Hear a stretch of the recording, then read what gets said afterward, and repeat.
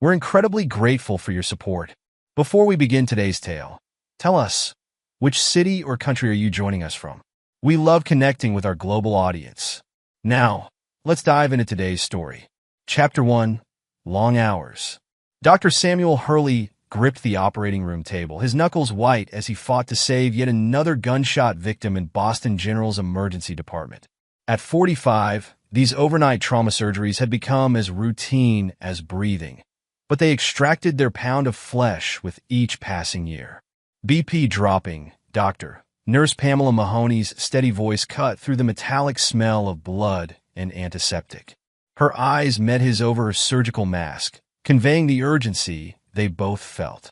Push another unit, Sam commanded, his hands never stopping their precise movements inside the patient's chest cavity. We're not losing this one. 3 hours later, Sam stripped off his blood-stained scrubs and leaned against his office wall. The victim would live. Another life saved. Another family spared the grief of losing a loved one. The irony wasn't lost on him as he checked his phone. 3 missed calls from Trevor, his 17-year-old son, and 1 text from Tasha, his wife of 15 years. Working late again? Don't wait up. The message from Tasha carried its usual veneer of understanding, but Sam detected the underlying accusation. He didn't bother responding. Dr. Hurley? Pamela Mahoney stood in his doorway, her scrubs changed but her face still showing the fatigue of their marathon surgery. Got a minute? Sam gestured to the chair across from his desk. Pamela had been his right hand in the ER for over a decade, and her intuition about people had saved more than just patients.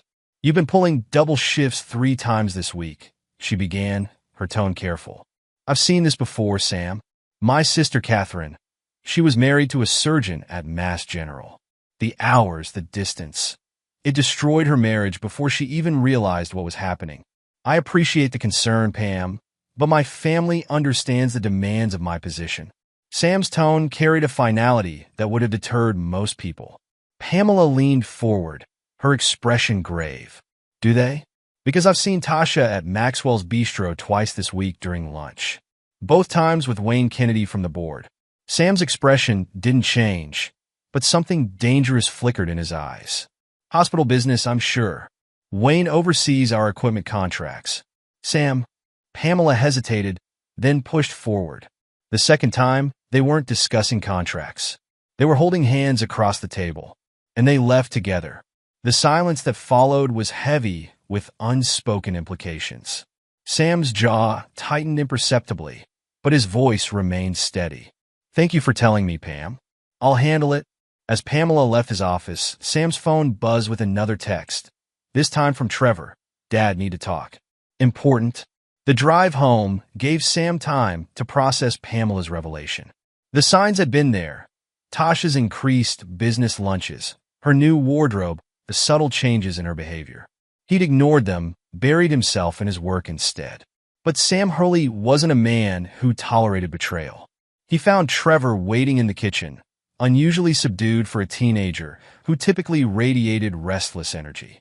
Dad, I messed up. Sam studied his son's face. Trevor had Tasha's features, but Sam's intensity. What happened? Trevor's hands shook as he pulled out a small bag of pills from his pocket. I took these from Mom's sample case. Been selling them at school. Got caught today, but the principal agreed to keep it quiet if... He swallowed hard. If we handle it internally... Sam took the bag, recognizing the prescription medications immediately. His mind raced through the implications. His son dealing drugs, Tasha's pharmaceutical samples being stolen, the school's discretion bought with their family's reputation. Does your mother know? Trevor shook his head. No, Aunt. Dad, there's more. I've seen things, heard things about Mom that... Not now. Sam cut him off, his decision already made. First, we deal with this. You're grounded indefinitely. No car, no phone except for emergencies, no computer except for schoolwork. You'll volunteer at the hospital's addiction clinic every weekend. See what happens to people who abuse these drugs. Yes, sir. Trevor's relief at avoiding worse punishment was palpable. And Trevor? Sam's voice carried a weight his son had never heard before. We keep this between us. Your mother doesn't need to know. Not yet. Upstairs, 14-year-old Amy sat cross-legged on her bed, Her laptop opened to her anonymous blog, MedKids Confessions. Her latest post detailed the subtle signs of a family crumbling under the pressure of medical careers, though her followers didn't know she was writing about her own life. Post number 127. When your dad's pager becomes your lullaby and your mom's smile looks rehearsed, you learn to read the silences. They think we don't notice the empty chairs at dinner, the separate bedrooms disguised as different schedules, the way they talk about everything except what matters. In her office at Boston General, Gary Valentine, the hospital administrator, frowned at his computer screen. The equipment contract numbers didn't add up. Wayne Kennedy's latest proposals showed irregularities that set off alarm bells from his years in healthcare management. Sir, his assistant interrupted his analysis. Dr. Hurley's wife is here to see board member Kennedy. Gary watched through his office window as Tasha Hurley walked past, her designer outfit and confident stride marking her as someone who knew exactly what she wanted. He'd seen that look before on other spouses who viewed the hospital's hierarchy as a ladder to be climbed. Later that night, as Sam performed another emergency surgery, Pamela Mahoney made a decision. She pulled up her sister's old emails, documenting the systematic destruction of her marriage by predators in the medical community. The parallels were too strong to ignore. Dr. Hurley, she called out as they finished the surgery. Remember what I said earlier? There's more you need to know. What happened to Catherine, it wasn't an isolated incident. These things, they follow a pattern. Sam's eyes met hers over his surgical mask, and Pamela saw something that made her step back. A coldness, a calculation that reminded her that beneath his professional exterior, Sam Hurley was not a man to be underestimated. Tell me everything, he said, his voice carrying the same precision he used in surgery. Every detail, every pattern. It's time I started paying attention to my own house.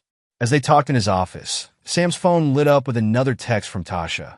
Emergency meeting with clients. Don't wait up. He read it twice, his expression unchanging, but his grip on the phone tightened until his knuckles turned white. Across town, in a private dining room at Maxwell's Bistro, Wayne Kennedy raised his glass to Tasha Hurley. To new partnerships, he smiled, unaware that his carefully constructed world of manipulation and exploitation was about to face a surgeon's ruthless precision. Tasha clinked her glass against his, her laugh carrying the perfect note of sophisticated flirtation. To partnerships, she agreed, not knowing that her husband had already begun gathering the threads that would unravel her carefully constructed facade. At home, Trevor stared at his computer screen, his finger hovering over the delete key. The FaceTime conversation with Benny Riley contained evidence that could destroy his family, or save it. Down the hall, Amy added another post to her blog, unknowingly documenting the calm before the storm. And in his office at Boston General, Sam Hurley began his own operation, one that would require more precision and ruthlessness than any surgery he'd ever performed. The man who had dedicated his life to saving others was about to prove that healing sometimes required cutting out the disease at its root. Chapter 2. The Truth in Pixels. The night Sam discovered the truth started like any other rare evening off, with the intention of reconnecting with his children. Instead, he found himself standing in Trevor's doorway, watching his son hastily minimize a screen on his laptop. Everything okay? Sam's question carried more weight than usual, his recent conversations with Pamela Mahoney having sharpened his attention to detail. Trevor's hesitation was brief, but noticeable. Yet just homework.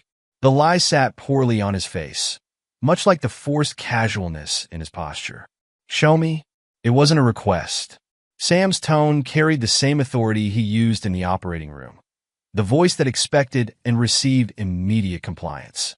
Trevor's resistance crumbled under his father's unwavering stare. He maximized the window, revealing a FaceTime conversation with Benny Riley. The chat history scrolled up the screen, each message adding another crack to Sam's carefully maintained composure. Dad's at the hospital again. Mom's with Wayne K. third time this week. Seriously? Same hotel? Yeah, the Beacon. She uses Dad's credit card. He never checks the statements. Sam's hand gripped Trevor's shoulder, his fingers pressing harder than necessary. How long? Dad, How? Long? Trevor swallowed hard. I found out 3 months ago. but it's been going on longer. There's more. His fingers moved across the keyboard, pulling up saved screenshots and browser histories.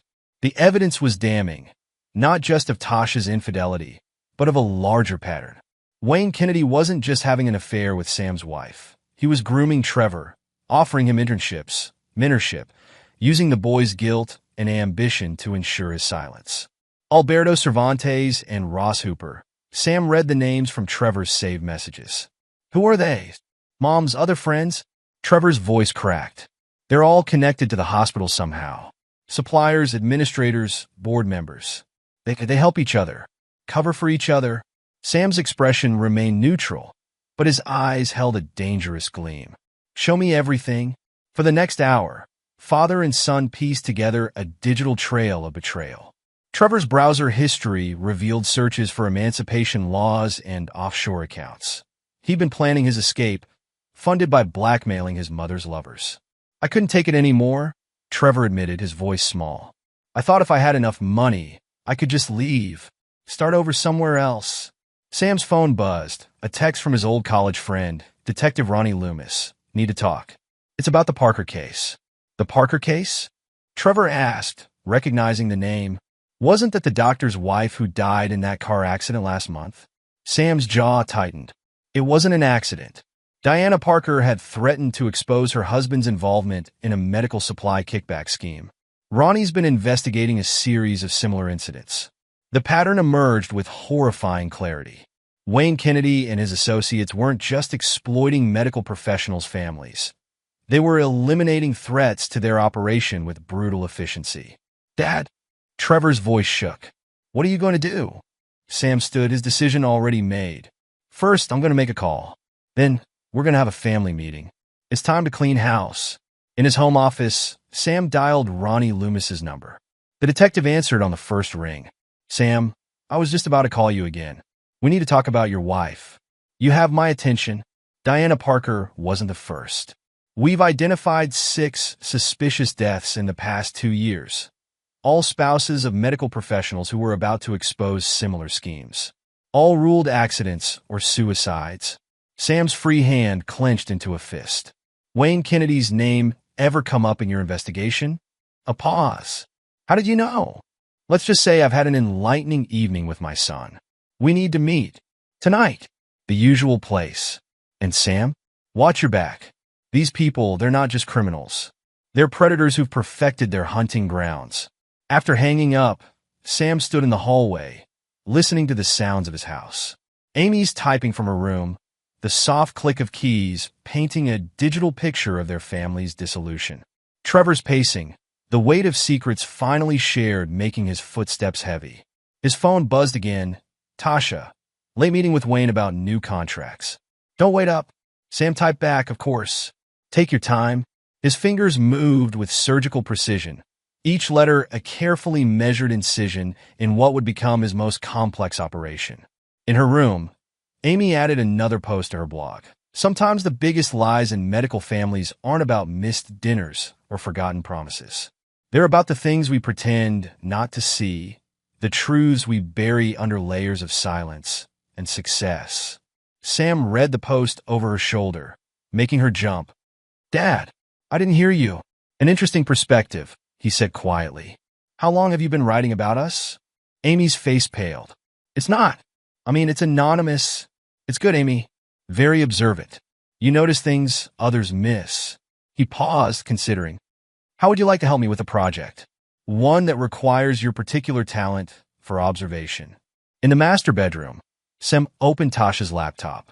Her password, Trevor's birthday, betrayed a sentimentality that her actions didn't match. The emails confirmed everything. Meetings disguised as business lunches, hotel reservations charged to his credit card, appointments with Wayne Kennedy that extended long past business hours. But it was the hidden folder labeled insurance that made his blood run cold. Documents, photos, recordings, evidence of similar schemes at other hospitals. Tasha hadn't just betrayed him. She'd become an active participant in Wayne Kennedy's operation. Sam's phone buzzed one final time that night. Pamela Mahoney. Found more info about my sister's case. You need to see this. It's bigger than we thought. Tomorrow, he texted back. I'm about to have a family meeting. He stood at the top of the stairs, calling out with a voice that brooked no argument. Trevor, Amy, living room. Now, as his children assembled, Sam Hurley began formulating a plan that would require all his surgical skill, not to heal, but to excise the cancer that had invaded his family.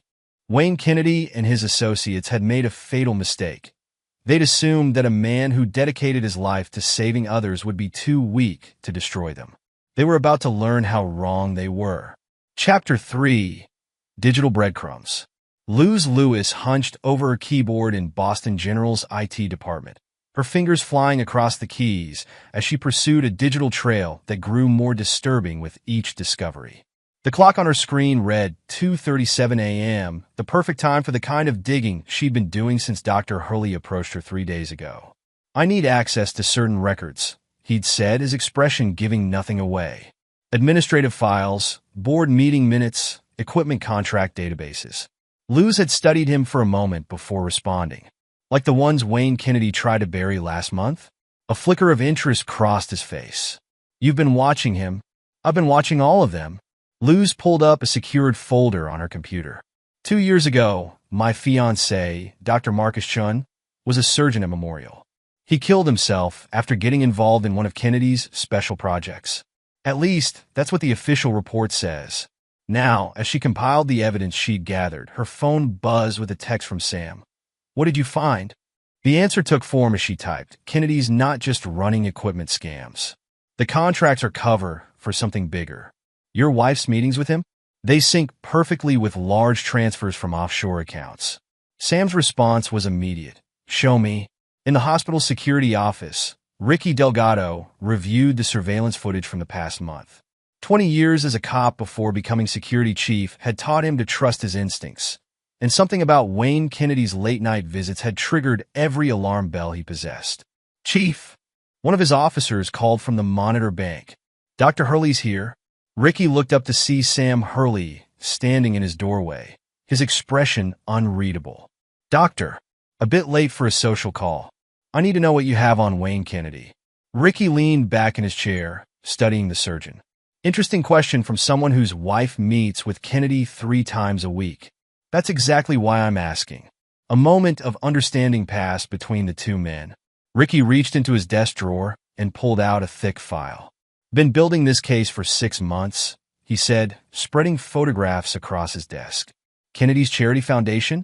It's moving money through shell companies. Each one connects to a different hospital board member or administrator. Sam studied the photos, surveillance shots of meetings, documentation of wire transfers, patterns of late-night hospital access. You've been thorough. Had to be. These people, they're careful, professional. They target hospitals because medical professionals make perfect victims. High stress, long hours, complicated family lives. Ricky's eyes met Sam's. And they're used to keeping secrets. Sam's phone vibrated. A text from his brother Ray Lynch. The former military intelligence officer had been running his own investigation since Sam's late-night call 2 days ago. Got something? Ray's message read. Meet me. Usual place. Bring your IT friend. The usual place was a 24-hour diner 3 blocks from the hospital. Ray sat in a corner booth, his laptop open, his military training evident in how he'd positioned himself to watch both entrances. Luz Lewis. Sam made the introduction as they sat down. The one I told you about? Ray nodded, turning his laptop around. Your hospital's not the first target. Found similar patterns in 5 other major medical centers. They picked their targets carefully. Successful doctors with troubled marriages, administrators with gambling debts, board members with secrets to hide. Luz leaned forward, her expertise allowing her to spot patterns in the data others might miss. These access logs, they match the timestamps from our system. Kennedy's using the same backdoor at multiple hospitals. It gets worse. Ray pulled up another file. Remember Diana Parker? Found these in her cloud storage. He showed them emails between Diana and several other doctors' spouses, all discussing similar schemes at their hospitals. She was building a case, Sam realized. That's why they killed her, and made it look like an accident, Ray confirmed. These people have resources, connections. They've been doing this for years. Sam's phone buzzed again. Pamela Mahoney, emergency room. Now, you need to see this. In the ER, Pamela pulled Sam into an empty trauma room. Remember I mentioned my sister? Found her old journals. She documented everything. Names, dates, patterns. Wayne Kennedy's name shows up 3 years ago, connected to her husband's hospital. What happened to her? Official report says suicide. But she left me a letter, told me to keep these safe. Pamela handed him a USB drive. Everything she collected about the operation. She knew they were coming for her. Sam pocketed the drive, his mind already connecting the pieces. The picture emerging was darker than he'd imagined. A sophisticated network preying on medical professionals and their families, using their vulnerabilities to build an empire of corruption. His phone lit up with a text from Tasha, working late with Wayne. Important contracts to review. Sam typed back his usual response, but his fingers moved with deadly purpose. The surgeon who'd spent his life healing was preparing for a different kind of operation, one that would require excising the cancer that had infected not just his family, but the entire medical community. Ray, he called his brother. I need surveillance on the Beacon Hotel. Tonight. Already on it, Ray replied. Got 2 teams in place. You sure you want to see what they'll find? I need evidence. Concrete. Undeniable proof of everything. Lou spoke up from her laptop. I can get into the hotel security system. Give your teams better coverage. Do it, Sam ordered. And Ricky? I need access to Kennedy's office tonight. The security chief nodded. System maintenance scheduled for midnight. Cameras will be down for exactly 30 minutes. As the pieces of his plan fell into place, Sam received one final text. This one from Trevor. Dad, Mom's taking files from your office. Moving them to her car. Sam's expression didn't change, but something dangerous flickered in his eyes. The game was moving faster now, pieces shifting on the board. But Sam Hulley hadn't become one of Boston's top trauma surgeons by being unprepared. Everyone, he addressed the group, it's time. Tonight we gather everything. Every piece of evidence, every connection, every pattern. Wayne Kennedy and his associates think they've built an impenetrable system. They're about to learn how wrong they are. As the others moved to their assigned tasks, Pamela caught Sam's arm. This is dangerous, Sam. These people, they've killed to protect their secrets. Sam's response carried the cold precision of a surgeon facing a particularly challenging operation. Then we'll have to make sure our first strike is lethal. The night stretched ahead, full of purpose and precision. In the ER, Sam continued to shift as if nothing had changed, his surgical skills never sharper. But beneath the professional exterior, a storm was gathering. One that would cleanse the corruption from his hospital with the same ruthless efficiency he used to remove disease from his patients. AITA had set the stage. The facade was cracking, revealing the rot beneath. Sam Hurley, the dedicated surgeon and betrayed husband, had become something else, a hunter gathering his weapons, preparing to strike at the predators who'd invaded his domain. The night shift that had hidden so much deception was about to witness a different kind of operation, one that would require all of Sam's skill, precision, and ruthlessness to complete. Chapter 4, Silent Strike. Sam Hulley sat across from Gloria Winters in her downtown law office, his expression carved from stone as she reviewed the evidence he'd gathered. This is comprehensive, Gloria said, spreading the documents across her mahogany desk. Most clients come to me with suspicions. You brought me a case. I believe in being thorough. Sam's voice carried the same controlled precision he used in surgery. Pamela Mahoney recommended you specifically. Gloria's eyes flickered with recognition. Yes, the ER nurse. She mentioned you might contact me.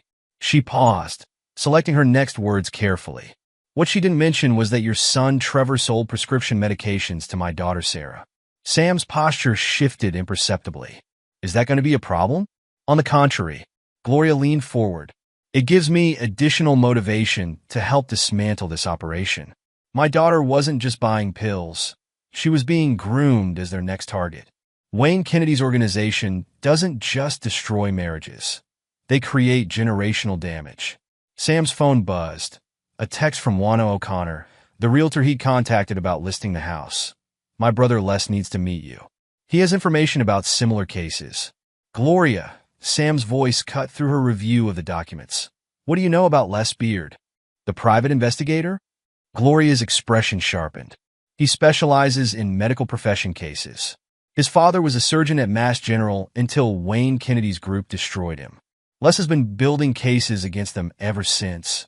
Set up a meeting. 2 hours later, Sam sat in Les Beard's cluttered office, surrounded by case files and surveillance photos. Les, a former cop with hard eyes and a prosecutor's mind for detail, laid out a pattern that spanned multiple states. They target teaching hospitals first, Les explained, pinning photos to a board. Board members like Kennedy identify vulnerable medical professionals, ones with troubled marriages, financial problems, or family issues. Then they move in. Show me their methodology. Les pulled up files on his computer. They start with the spouses. Luxury goods, attention, the promise of status. Once they're hooked, they use them to gather intelligence on other potential targets. Your wife, Tasha? She's not just Kennedy's lover. She's a scout. Sam's jaw tightened, but his voice remained steady. Continue. They create a web of complicity. Everyone's implicated. Everyone's compromised. The spouses help identify new targets. The kids get pulled in through drugs or promises of internships. And the medical professionals themselves? They're too exhausted, too focused on saving lives to see what's happening until it's too late. Sam's phone lit up with another text. This one from Ray Lynch. Surveillance confirms everything. Got photos of Kennedy meeting with 3 other doctors' wives at the Beacon. Same pattern. Les. Sam's voice carried a dangerous edge. I need everything you have on their operation. Not just the Boston connections. All of it already compiled. Les handed him a thumb drive. But be careful. Last person who tried to expose them ended up in a car accident. I don't plan on giving them the opportunity. Back at the hospital, Sam reviewed patient charts while his mind processed the information. Wayne Kennedy's operation was more sophisticated than he'd imagined. A predatory system that turned medical professionals' own dedication against them. His phone buzzed again. Tasha, parent-teacher conference for Trevor tomorrow. Can you make it? Sam typed back, of course. His fingers moved with precise purpose. Each letter another piece in his calculated response. In Gloria's office, the divorce papers took shape with ruthless efficiency. Each clause, each provision designed not just to end his marriage, but to create openings for the larger operation to come. They'll fight this, Gloria warned. Kennedy's lawyers are aggressive. Let them. Sam's response carried the confidence of a surgeon who'd never lost a patient. The more they fight, the more evidence they'll expose. His phone lit up with a message from Pamela. Sam, Trevor's here in the ER. Says he needs to talk to you urgently. In the hospital's empty chapel, Trevor paced like a caged animal. Dad, they're planning something. I overheard Mom on the phone with Kennedy. They're moving assets offshore, talking about contingency plans. Sam gripped his son's shoulder. Tell me everything you heard. Word for word. As Trevor recounted the conversation, Sam's expression remained neutral, but his eyes calculated each detail, each implication. The game was accelerating, pieces moving faster on the board. His phone buzzed one final time that night. Les Beard found connection to 3 more hospitals. Same pattern, same players. Ready to move when you are? Sam looked at his son, seeing not just the troubled teenager, but a key piece in the operation to come. Trevor, I need you to trust me. What's about to happen, it's going to get worse before it gets better. What are you going to do? I'm going to teach them the difference between a predator and a hunter. Sam's voice carried the same precision he used in surgery, but now it held something else. The cold calculation of a man preparing to excise a cancer that had spread far beyond his own family. The night stretched ahead, full of purpose and precision. In his office, Sam began composing emails, making calls, setting pieces in motion. The facade was cracking, revealing the rot beneath. But Sam Hurley, the dedicated surgeon and betrayed husband, had become something else, an architect of a different kind of operation, one that would require all his skill, precision, and ruthlessness to complete. Chapter 5. The Unraveling Web. Jenny Ford strode into Boston General's cafeteria with the confidence of someone who'd survived her own war. Her support group for medical professional spouses had started as therapy, but evolved into something more potent, an intelligence network that spanned 3 states. Dr. Hurley, she extended her hand, her grip firm. Your nurse friend Pamela said you needed information about Wayne Kennedy's operation. Sam gestured to the seat across from him. Tell me about your network. 28 survivors so far, all telling the same story. Kennedy's group doesn't just target individuals. They infiltrate entire medical communities. They turn hospitals into hunting grounds. Sam's phone buzzed. Trevor, Dad, Kennedy offered me an internship. Says it's a special opportunity. These opportunities, Sam looked up from his phone. They're part of the patterns? Jenny's expression hardened. They groom the children first. Internships, mentorship programs, sometimes drugs. Create leverage, then use it to ensure silence. My ex-husband didn't believe me until our daughter nearly died from an accidental overdose. Before Sam could respond, another text lit up his screen. Amy, Dad, something weird happened at school. A man asked me about my blog. Said he works with Mom's friends. Sam's fingers tightened around his phone. They're moving faster than expected. They know you're onto them, Jenny warned. This is their pattern. When someone starts asking questions, they accelerate their timeline. Start targeting family members directly. In the school parking lot, Trevor sat behind the wheel of his car, staring at the text from Wayne Kennedy. Think about your future, son. Your father's making some unfortunate choices. We can protect you. His finger hovered over the reply button when a tap on his window made him jump. Margarita Booth, the school counselor, stood there with a concerned expression. Trevor? Everything okay? He rolled down the window, forcing a smile. Yeah, just thinking about Wayne Kennedy's offer? Margarita's question made him freeze. He contacted me for a recommendation letter. Said you were being considered for a special mentorship program. Trevor's hands gripped the steering wheel. I should go. I'm late for. Trevor. Margarita's voice stopped him. Whatever they're offering, whatever they're threatening, you don't have to face it alone. His phone buzzed again. Kennedy, need your answer today. Time-sensitive opportunity. Trevor started the engine, his mind racing. He needed to warn someone. Another doctor's daughter, Kennedy, had mentioned Andrea Chun. But as he pulled out of the parking lot, he didn't notice the black SUV that pulled out behind him. In her room, Amy added another post to her blog. When medical families break, the fractures aren't always visible. Sometimes they're hidden in the spaces between words, in the offers that sound too good to be true, in the silence that follows questions nobody wants to answer. Her screen suddenly filled with comments. Not the usual supportive messages from other medical kids, but probing questions about her identity, her father, her family situation. Her phone lit up. Sam, don't respond to any messages about the blog. Delete nothing. We'll talk tonight. Across town, Cassie Myers, an investigative journalist, read through Amy's blog with growing interest. The pattern she described matched other cases she'd been tracking, medical professionals' families being systematically targeted and exploited. Her phone rang, an unlisted number. Ms. Myers? This is Dr. Samuel Hurley. We need to talk about Wayne Kennedy's organization. In the hospital hallway, Pamela intercepted Sam between surgeries. Sam, Trevor just called the ER asking for you. Sounded scared. Said something about Andrea Chun and Kennedy's offer. Sam's expression darkened. Call Ray. Tell him to track Trevor's phone. Now. His own phone buzzed. An unknown number. Dr. Hurley. Such a shame about Trevor's reckless driving. Young people today, so unpredictable. Would be tragic if anything happened.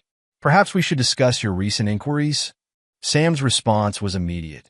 Touch my son, and everything I have on your organization goes public. I don't make threats, Kennedy. I make promises. The reply came quickly. Always the surgeon, aren't you? So precise, so controlled. But surgery requires steady hands.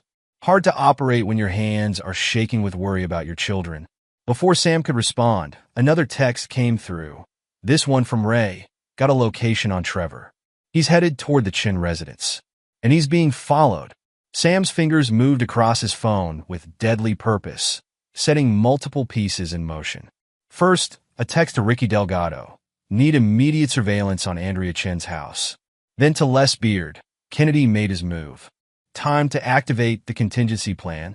Finally, to Gloria Winters. They're targeting Trevor. Execute Phase 1 now. The game had shifted, pieces moving faster than expected. But Sam Hurley hadn't become one of Boston's top trauma surgeons by being unprepared for complications. His phone buzzed one final time. Jenny Ford, support group meeting tonight. 3 new survivors came forward. They're ready to talk. Sam looked at the message, his expression unchanged, but his eyes calculating. Kennedy thought he was dealing with an exhausted surgeon, too focused on saving lives to protect his own family. He was about to learn the difference between a healer and a hunter. The night stretched ahead, full of possibilities and dangers. In his office, Sam began making calls, activating resources, setting new pieces in motion. The predators who'd turned hospitals into hunting grounds were about to discover they'd chosen the wrong prey. Chapter 6: Collateral Damage. Clint Mayo, Boston General's chaplain, sat in his office reviewing notes from his counseling sessions. 20 years of listening to medical staff's confessions had given him an uncanny ability to spot patterns, and lately, those patterns had turned disturbing. A knock at his door interrupted his thoughts. "Come in." Sam Hurley entered, closing the door behind him. "Father Mayo, we need to talk about Wayne Kennedy." Clint's expression shifted subtly. "You know I can't break confidentiality, Dr. Hurley. I'm not asking you to. I'm asking you to connect the dots you've already seen." The chaplain studied Sam for a long moment before reaching into his desk drawer. 3 months ago, Dr. Chin's wife came to me. Said her daughter Andrea was being groomed for some kind of special program. 2 weeks later, Dr. Chin was dead, apparent suicide. Like my nurse Pamela's sister, Sam noted. And lose Lewis's fiancée. The pattern repeats. Clint spread his counseling notes across the desk, names and dates carefully redacted. Always the same sequence: financial troubles, marital stress, then the offers start. Mentorship programs for the children. Special opportunities for the spouses. Sam's phone buzzed. Crystal Nelson, manager of the Beacon Hotel. "Dr. Hurley, found something you need to see. Security footage from the past 6 months. Shows more than just your wife's meetings. Send it to this number." Sam replied, texting her Ray's secure line. "And Crystal? Be careful what you document." "Already am." Her response came quickly. "My sister worked at Memorial when Kennedy's group started there. She tried to warn people. Had an accident in the parking garage." In the hotel security office, Crystal reviewed footage that showed a pattern of meetings, not just between Kennedy and various doctors' wives, but between his associates and vulnerable staff members. Each interaction carefully orchestrated, each target precisely chosen. Her phone rang, an unknown number. "Ms. Nelson, I understand you've been reviewing certain security footage. Perhaps we should discuss your sister's accident. Tragic how slippery those garage stairs can be." Crystal's hand shook slightly, but her voice remained steady. "Everything's already been copied and distributed, Mr. Kennedy. Touch me, and it all goes public." At Riverside Academy, Margarita Booth, the school counselor, compiled her notes on Trevor and Amy Hurley. The signs had been there for months. Trevor's increasing anxiety, Amy's obsessive documentation of family dynamics through her blog. Her office phone rang. Sam Hurley's number. "Ms. Booth, I need everything you have on Wayne Kennedy's contact with the school." "Dr. Hurley, I've been expecting your call." Margarita pulled up files on her computer. Kennedy's mentorship program has targeted 6 students in the past year. All children of medical professionals. All from families showing signs of stress. Names? Trevor Hurley, Andrea Chun, Marcus Lewis, Sarah Winters. The pattern's clear once you see it. They target kids whose parents are too busy saving lives to notice the danger. Sam's voice carried a dangerous edge. "And my daughter? Has Kennedy approached her?" "Not directly, but there have been inquiries about her blog. Someone's been monitoring her posts, asking questions about her family situation." Before Sam could respond, his phone buzzed with another text, this one from Trevor. "Dad, I tried to warn Andrea.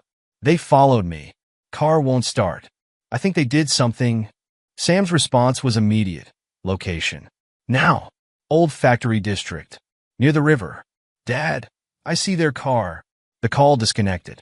Sam's fingers moved across his phone with lethal precision.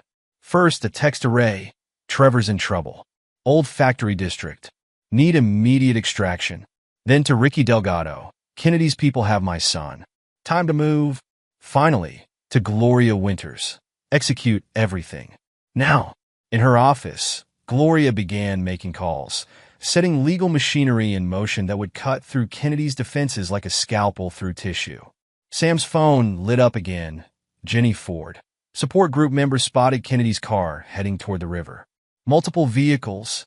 The game had accelerated beyond its planned timeline, but Sam Hurley hadn't survived countless trauma surgeries by being unprepared for complications. His phone buzzed one final time. Wayne Kennedy himself. Your son should have taken the internship offer, Sam. Some lessons need to be learned the hard way. Sam's response was cold, precise. You mistake a surgeon's patience for weakness, Kennedy. I don't just cut out disease. I make sure it never grows back. The night stretched ahead, full of danger and possibility. In his office, Sam began activating resources, making calls, setting pieces in motion. The predators who'd turned his hospital into their hunting ground were about to learn that some prey bites back. The facade had cracked completely now, revealing not just individual betrayals, but a systemic cancer that had infected the entire medical community. But Sam Hurley wasn't just a surgeon. He was a hunter who'd been gathering his weapons, preparing to excise this disease with the same ruthless efficiency he used in the operating room. Chapter 7. The Setup. Detective Ronnie Loomis spread the evidence across his desk, each piece connecting to form a pattern of corruption that spanned 3 states. Across from him, Sam Hurley studied the documents with the same intensity he brought to complex surgeries. Your son's drug dealing. Ronnie tapped a file. Kennedy's fingerprints are over it. He didn't just know about it. He orchestrated it. Show me. Ronnie pulled up surveillance photos. Kennedy's been using medical samples as a recruitment tool. Gets the kids hooked, then offers them a way out through his mentorship program. Trevor wasn't just selling drugs. He was unknowingly part of Kennedy's distribution network. Sam's phone buzzed. Gloria Winters. RICO case is ready. Prosecutors in Massachusetts, Connecticut, and Rhode Island are on board. Just need the final pieces. The prosecutors. Sam looked up from his phone. They understand what we're dealing with. They do now. Ronnie pushed forward another file. Les Beard's investigation uncovered similar operations at 12 hospitals. Same pattern. Identify vulnerable medical professionals, exploit their families, silence anyone who threatens to expose them. In her office, Gloria Winters coordinated with prosecutors via secure video conference. The evidence is comprehensive, she explained. Financial fraud, drug distribution, blackmail, murder disguised as accidents, classic RICO case. And Dr. Hurley? The lead prosecutor asked. He understands the risks? Sam Hurley isn't just a witness. Gloria's voice carried absolute certainty. He's the key to bringing down their entire operation. At Boston General, Kathleen Gordon, the reformist board member, reviewed the hospital's financial records with Gary Valentine. These contract irregularities, she pointed to specific transactions. They all lead back to Wayne Kennedy's foundation. Not just here, Gary pulled up additional files. Same pattern at teaching hospitals across New England. Kennedy's been using charitable foundations to launder money and create slush funds. Dr. Hurley's evidence provides the final connection we needed. Kennedy didn't just corrupt our hospital. He turned the entire medical community into his private hunting ground. Sam's phone lit up with a text from Ray Lynch, surveillance in place. Kennedy's meeting with Alberto Cervantes at the Beacon. Recording everything. In the hotel's security office, Crystal Nelson monitored the feeds. They're discussing contingency plans, she reported to Sam. Kennedy's worried about Trevor. Says he knows too much. Sam's response was immediate. Send everything to Gloria.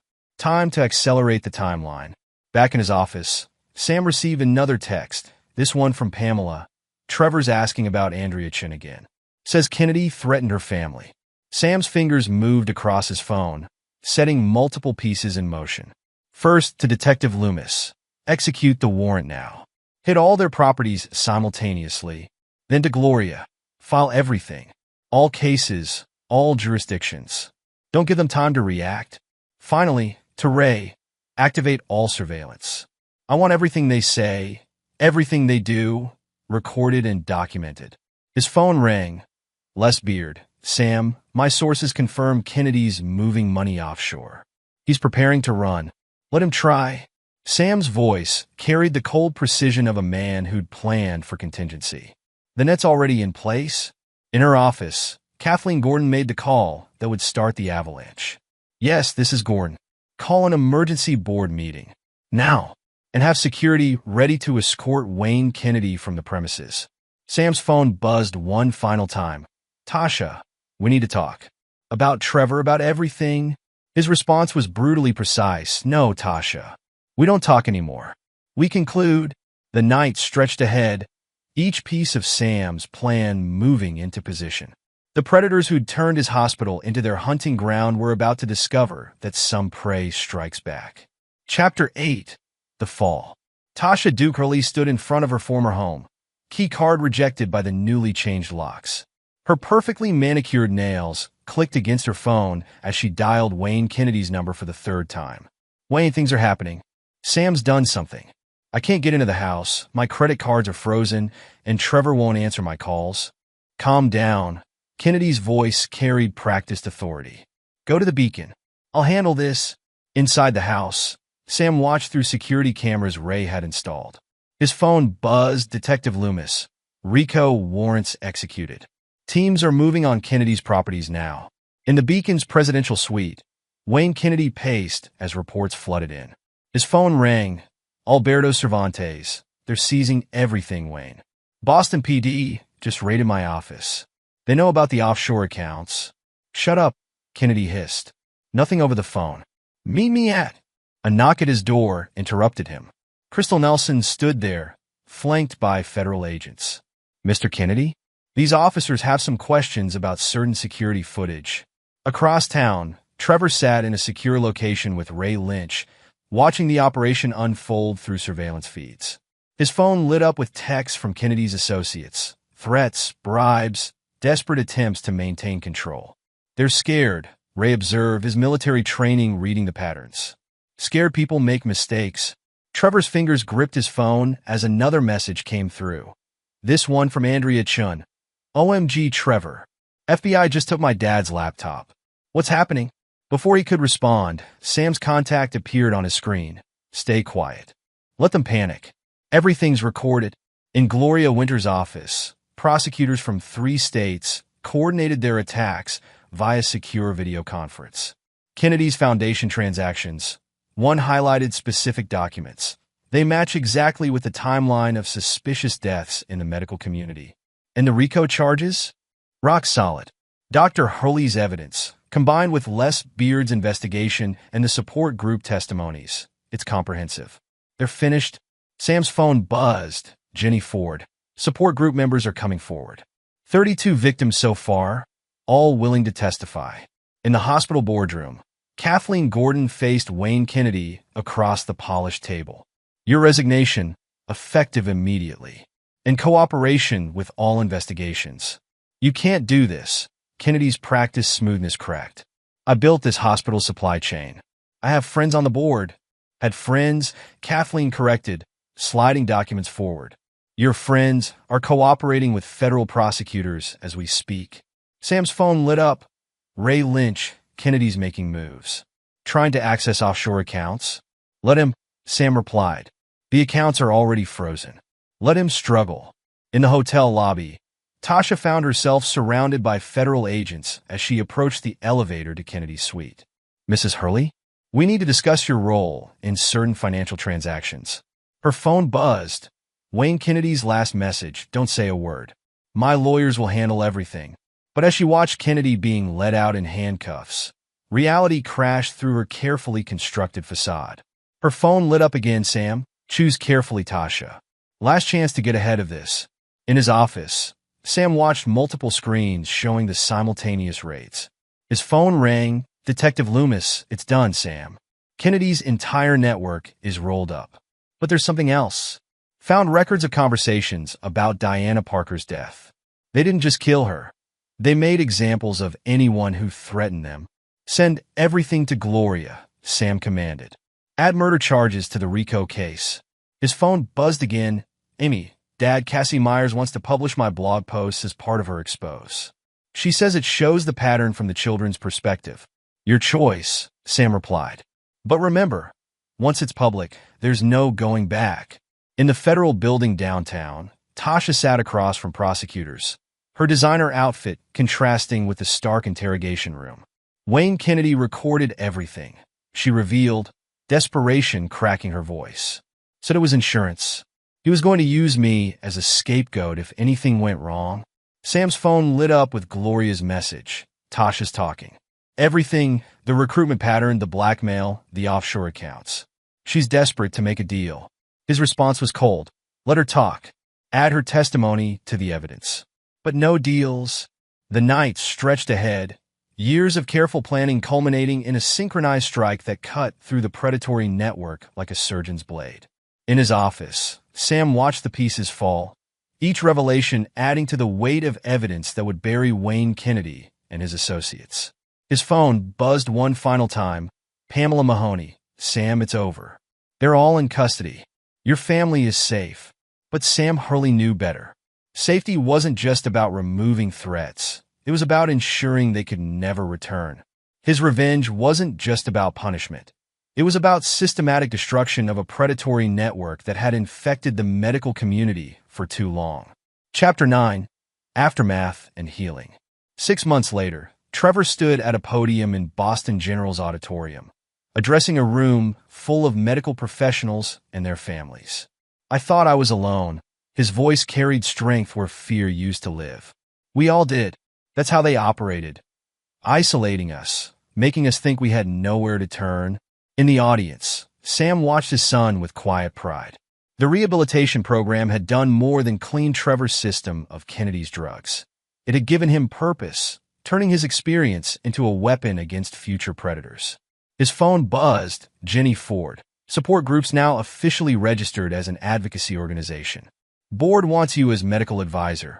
Across town, Amy sat with Cassie Myers, reviewing the impact of her blog's publication. Your posts gave others courage, Cassie explained.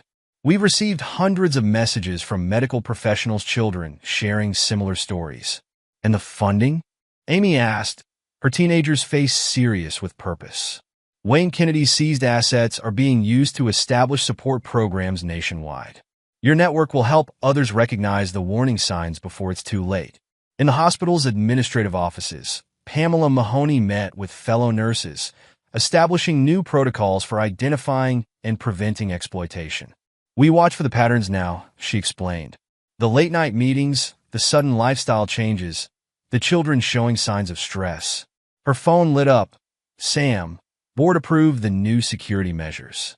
Ricky's implementing them immediately. Ricky Delgado stood in his security office, surrounded by screens showing the hospital's new monitoring system. No more blind spots, he demonstrated to visiting administrators from other hospitals. No more using medical facilities as hunting grounds. His phone buzzed. Luz Lewis. Software's working perfectly. Already flagged 3 suspicious contract patterns at Memorial. In her new office, Luz ran diagnostics on the detection program she developed.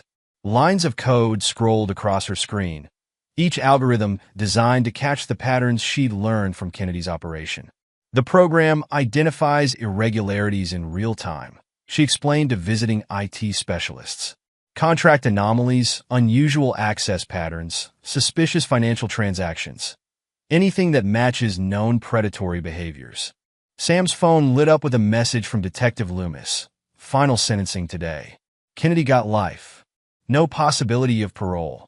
In the federal courthouse, Gloria Winters watched as Wayne Kennedy was led away in chains. Her phone buzzed. Sam, any word from Tasha? Still trying to negotiate, Gloria replied. But with the RICO charges and her role in Kennedy's operation, she's facing 20 years minimum. Back at Boston General, Sam stood in his office, reviewing applications for the hospital's new mentorship program. Legitimate this time, designed to support medical professionals' children with proper oversight and transparency. His phone rang. Kathleen Gordon. Board's implementing your suggestions nationwide. Teaching hospitals across the country are adopting our protective protocols. In the support group's new headquarters, Jenny Ford led a session for recent survivors. The patterns haven't changed, she explained. But now we have the tools to recognize them, the resources to fight back, and the network to support each other. Her phone lit up with a message from Trevor, speaking at Memorial next week. 3 more kids came forward about Kennedy's old associates. Sam's phone buzzed one final time. Amy, Dad, check the blog. We're trending. Medical kids worldwide are sharing their stories. In his office, Sam read through the posts. The predatory system he'd helped expose wasn't unique to Boston. Similar networks had infected medical communities across the globe. But now, thanks to his calculated revenge, they faced a new reality. Victims connected, supported, and ready to fight back. The night shift that had once hidden so much deception now symbolized something else: vigilance, awareness, protection. Sam Hurley had done more than take revenge. He'd helped create a framework to protect future generations of medical families from predators like Wayne Kennedy. His phone lit up with one last message. Pamela Mahoney, new resident asking about signs of exploitation in medical families. Told her to talk to you. Sam looked at the message, then at the younger doctors passing his office. His revenge had served its purpose, not just punishing the guilty, but creating lasting change. The predators who'd turned hospitals into hunting grounds would find no more easy prey, no more silent victims, no more hidden hunting grounds. The night stretched ahead, but now it carried promise instead of threat. In trauma rooms across the country, medical professionals worked their shifts knowing that someone was watching their backs, protecting their families, standing guard against those who would exploit their dedication. Sam Hurley had transformed from surgeon to hunter to guardian. His calculated revenge had accomplished more than personal justice. It had exposed and helped dismantle a predatory system targeting vulnerable medical families nationwide. The support networks and protective systems born from his family's tragedy would help countless others avoid similar fates, turning a story of betrayal into one of systemic change and healing. Epilogue: 5 years later. Dr. Samuel Hurley stood at the podium in Boston Medical Conference Center, addressing a packed auditorium of medical professionals, administrators, and family members. At 50, his presence commanded even more respect than before, his experiences having forged him into something beyond just a surgeon. 5 years ago, we exposed a predatory network that had infected our medical community, his voice carried to the back of the hall. Today, we gather to ensure it never happens again. In the front row, Trevor Hurley, now 22 and in his second year of law school, watched his father with pride. His own transformation from troubled teen to advocate for medical families' rights had become a symbol of recovery and resistance. Dr. Hurley, a young resident, raised her hand during the Q&A. How do we identify these predatory patterns early? By understanding their methodology, Sam replied. They target exhaustion, isolation, and dedication. The very qualities that make medical professionals excellent at saving lives make them vulnerable to exploitation. After the presentation, Sam checked his phone. A message from Pamela Mahoney, now Chief Nursing Officer at Boston General. Protection protocols just flagged another attempt. New board member tried to set up private meetings with staff families. Security shut it down immediately. In her office at Boston General, Pamela reviewed the alert with Ricky Delgado, who had expanded his role to Director of Medical Community Security Services, overseeing protection protocols for multiple hospitals. The software Luz developed caught it, Ricky explained, showing Pamela the data. Same pattern Kennedy used to use, targeting new residents with family stress indicators. And the board member? Already removed. Background check revealed connections to one of Kennedy's old associates. No second chances, no exceptions. Across campus, Amy Hurley, now 19 and a pre-med student at Harvard, managed her expanded network from a dedicated office space. Her blog had evolved into Med Family Shield, a comprehensive support and monitoring system for medical professionals' families. Latest statistics, she explained to a visiting journalist. 300 attempted infiltrations identified and stopped in the past year alone. The predators are still out there, but now we see them coming. Her phone buzzed. Trevor, Just finished reviewing the latest case files. Kennedy's trying to appeal again from prison. Let him try, Amy texted back. Gloria's team is ready. In her downtown office, Gloria Winters had transformed her practice into the Medical Family Protection Law Center, specializing in defending medical professionals and their families from exploitation. Her wall displayed framed newspaper headlines documenting Kennedy's failed appeals. They're getting desperate, she told Sam during their weekly meeting. Kennedy's old network keeps trying to rebuild, but the defensive systems we put in place catch them before they can establish footholds. And Tasha? Sam asked, his voice carrying no emotion for his ex-wife. Still serving her sentence. Her latest petition for early release was denied. The testimony she provided helped convict others, but the board wasn't impressed with her attempts to minimize her own role. At the headquarters of the Medical Community Protection Network, formerly Jenny Ford's support group, dozens of advocates coordinated responses to potential threats across the country. We've expanded to 30 states, Jenny explained during a video conference with international medical organizations. The pattern recognition software identifies suspicious activities in real time, allowing us to intervene before families are compromised. Her screen showed a map dotted with monitoring stations, each one staffed by survivors turned guardians. A message popped up from Luz Lewis, now Chief of Medical Technology Security. New algorithm deployment successful. Systems identifying threat patterns 40% faster. In her state-of-the-art security center, Luz monitored hospital networks nationwide. The trauma of losing her fiancé had been transformed into a mission to protect others. Her technical expertise creating digital shields around medical communities. The predators are adapting, she explained to her team, but so are we. Each attempted infiltration teaches our system to recognize new patterns.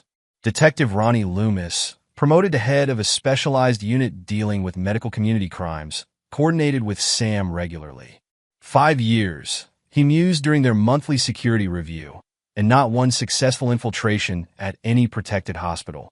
They're still trying though, Sam noted, reviewing the latest threat assessments. Different tactics, same predatory instincts. Last month they attempted to penetrate through medical equipment suppliers, just like Kennedy did. But now we have safeguards. At Boston General, Gary Valentine had implemented revolutionary administrative protocols that became the standard for medical institutions nationwide. His office walls displayed certifications from hospitals that had adopted his security measures. The key was understanding their methodology, he explained to visiting administrators. They exploited our dedication to patient care, used our long hours and stress against us. Now those same patterns trigger immediate security responses. In the hospital's IT department, Luz's team monitored real-time data flows, their screens displaying complex patterns of hospital operations. Any deviation from established protocols triggered immediate investigation. Latest attempt, a tech reported, tried to access staff family records through the billing system.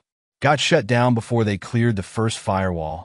Ray Lynch, Sam's brother, had expanded his security consulting firm to specialize in medical community protection. His military experience proved invaluable in recognizing and countering infiltration attempts. They're not just predators anymore, he told Sam during their weekly security briefing. They're prey. Every attempt to penetrate our defenses reveals more of their network, allows us to identify and neutralize more threats.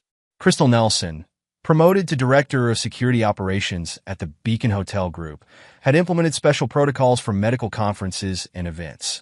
Her sister's death had driven her to create a comprehensive protection system for medical professionals away from their home institutions. Latest attempt, she reported to Sam, tried to infiltrate through a pharmaceutical conference. Targeted 3 doctors with troubled marriages, just like Kennedy's old playbook. Security flagged it before they made first contact. Trevor's law school focus on medical family protection law had created a new legal specialty. His personal experience combined with legal expertise made him a powerful advocate for strengthening protections. The predators aren't gone, he explained to his study group. They've just lost their hunting grounds. Each attempted infiltration strengthens our defensive network. Clint Mayo, the the hospital chaplain, had developed a comprehensive counseling program specifically designed to support medical families. His office served as both sanctuary and early warning system, his experience helping him identify potential threats to family stability. "The patterns haven't changed," he told Sam during their monthly review, "but now we recognize them. The isolation, the stress, the subtle signs of exploitation, they're all red flags now." In the hospital's new resident orientation, Pamela Mahoney shared her sister's story as a warning and a promise. "What happened to Catherine will never happen again," she assured the young doctors. "We've built a protection system that turns their predatory patterns against them." Sam's phone buzzed with a message from Andrea Chun, now a medical student herself. "Dad wanted you to know, Kennedy's old associate tried recruiting at our hospital. Security protocols caught him immediately. The system works."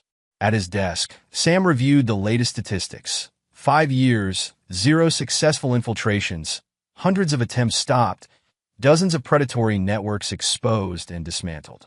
His revenge had evolved into something more powerful, a comprehensive defense system protecting medical families nationwide.